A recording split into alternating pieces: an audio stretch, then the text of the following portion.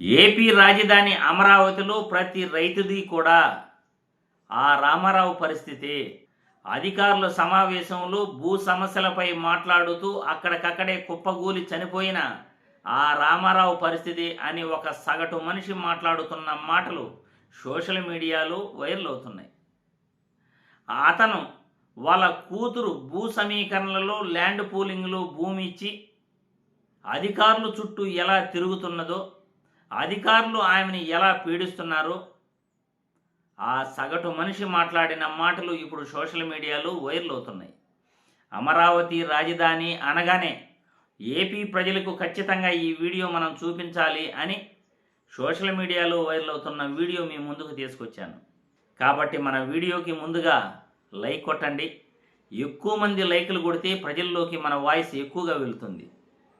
ఎందుకంటే రాజకీయాలలో ఎవరు ఎటువంటి వాళ్ళు ఖచ్చితంగా ప్రజలకు తెలియజేయాలి. ఏ నాయకుడు ఎటువంటి వారు అనేది ఖచ్చితంగా తెలియజేయాలి. ప్రజలకు అబద్ధపు హామీలతో ఇచ్చిన మాటను నిలబెట్టుకున్నటువంటి నాయకులను ప్రజల ముందు నిలబెట్టాలి. అదే నా తాపత్రయం. ఇప్పుడు ఆ సగటు మనిషి ఏం మాట్లాడుతున్నాడో విన్న తర్వాత మళ్ళీ మనం క్లుప్తంగా వివరించుకుందాం. ముందుగా మన వీడియోకి లైక్ చేయాల్సిందిగా ప్రతి ఒక్కరిని రిక్వెస్ట్ చేస్తున్నాను. నాకు చదువుకోలేదని తెలియదండి. మా అమ్మాయి హైదరాబాద్లో ఉందన్న. వచ్చానండి. వస్తే నాకు ఎవరు చూపించలేదు. చూపించకుండా ఫ్లాట్ హీరో ఆడపిల్ల ఇప్పటికి 70 మాటలు తిరిగింది. ఈసీఆర్టీ ఈ 2 సంవత్సరాల్లో చంద్రబాబు గెలిచినాక 70 మాటలు తిరిగింది ఆడపిల్ల. ఆడపిల్లకి హింస పెట్టి ఒకనాడైతే 3ంటికి వచ్చి కూర్చుంటే 7:30 దాకా కూర్చోబెట్టి ఇవాళ కాదమ్మా రేపు రమ్మన్నారు. ఏమండి వాళ్ళ ఆడపిల్ల అయితే అనుకుంటారా? మా పొలం ఇవ్వాలి కండి. మా బ్యాటికి పోతే మేము రాంగా దీని చుట్టూ అది తప్ప కేసు పెడతాం, కొడతాం, ఇచ్చేస్తాం. మీ బ్యాట్ ఇయ్యము, ఇళ్ళు పడేస్తాము. ఇళ్ళు మా ఊళ్ళో కూడా వస్తుందండి. ఇళ్ళు నడువుళ్ళు పెద్దవాళ్ళు వచ్చినా మనకు తలాల. మొన్న మా వాడు చచ్చిపోయాడు దొండపాటి రామారావు. కుప్పగూలు ఇంటే దీనికే పోయి అడుగుతానికి ఇళ్ళు పోతున్నాడే మేము ఏమి ఇవ్వాలి. ఇళ్ళు పాడేస్తాం. నారాయణ గారి దగ్గర పోయి నీకు ఇప్పిస్తా కొట్టిస్తానంటాడు. ఏడుకొస్తేనే వీళ్ళు అసలు ఏమి చేయరు.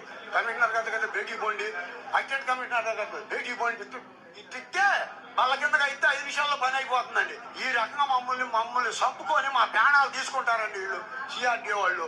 మొన్న రిటర్న్ ఫ్లాట్ ఇవ్వటం లేట్ ఎందుకండి? ఫ్లాట్ ఇవ్వడం అంటే ఈనాడు చేలో కొట్టారండి. ఆ మీకు తెలుసుగా ఈనాడు చేను ఎక్కడ ఉందని. ఈనాడు చేలో మాకు ఎందుకు కొట్టారండి? కోడళ్ళు బాడవలో తెస్తారంట. ఉద్దనాపాలెం జరీపు బంగారం అంటే కరకట్టెమ్మడి భూమి 6 ఎకరాలు, ఎకరానికి 3 లక్షలు అట్టికెళ్ళాం. మేము పొలం ఇచ్చి ఫైనల్ జోన్లో పొలం ఇచ్చి మేము నీరుకొండలో పొరగాల్లో తీసుకోవటం ఏంటండి? ఏంటంటే మాకు ఈ కర్మ 2 ఏళ్ళు పోయింది. నాకు రేత్రి నిద్ర లేకుండా నేను కొండవీడి పాలావు సాక్షి పేపర్ ఏపుతాడండి. ఏపుతుంటే నిద్రారాలు లేకుండా నీళ్ళు పంపించిన గంట నీరు అంత సాగిం చేస్తే ఇక్కడికి వస్తే మమ్మల్ని కుక్కలను చూసినట్టు చూస్తున్నారు. ఏంటంగా అసలు పంచాయతీలా ఏం పోతా చంద్రబాబు గారి దగ్గర పోతా, ఆడే ప్రాణం ఎడుతా, ఆడే చచ్చిపోతా.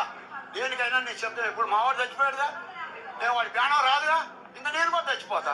ఈ రకంగా మమ్మల్ని ఇబ్బంది పెట్టి నానా హింసలు పెడుతున్నారండి. బ్యాట్ లేకుండా ఏమి ఏడిపెడుతున్నారండి మమ్మల్ని విపరీతంగా ఏడిపెడుతున్నారు. ఇంకా ఇళ్ళు ఉండయండి. ఊళ్ళో నడిలోటుని పోతున్నాయండి.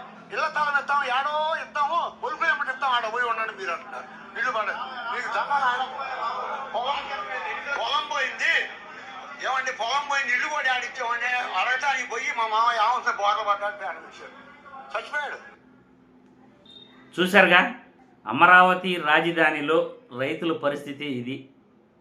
చంద్రబాబు నాయుడు ఏం చేస్తున్నాడు, ఏం పరిపాలన చేస్తున్నాడు?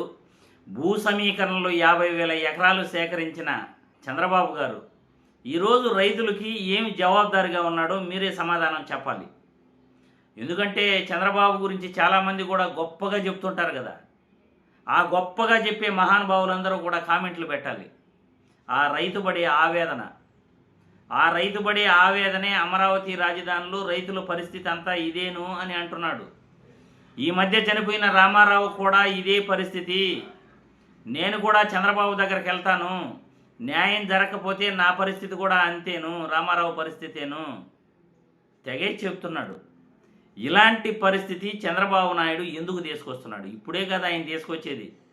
గతంలో ఆయన 14 సంవత్సరాలు ముఖ్యమంత్రిగా ఉండగా రైతులకు కన్నీళ్లు, కష్టాలు, ఆత్మహత్యలు తప్ప చంద్రబాబు ప్రభుత్వంలో ఏ రోజు కూడా రైతులు బాగుపడింది అనేది లేదు. ఇప్పుడు ఏపీ అమరావతి రాజధానిలో భూములు ఇచ్చిన రైతులందరూ కూడా ఇదే విధంగా బాధపడుతున్నారు. అధికారంలోకి వచ్చి 20 నెలలు అయింది. ఈ 20 నెలలలో వాళ్ళకి ఏదైనా దగ్గర కూర్చొని వాళ్ళు వాళ్ళకి సానుకూలంగా ఒక ప్రకటన ఇవ్వటం కానీ, లేకపోతే వాళ్ళకి సామరస్యంగా వాళ్ళకి చేయాల్సింది చేయటం కానీ ఏది చేయట్లే. మీరే మీ అభిప్రాయాలను కామెంట్ల రూపంలో తెలియజేయగలరని ఈ వీడియో ద్వారా కోరుతున్నాను.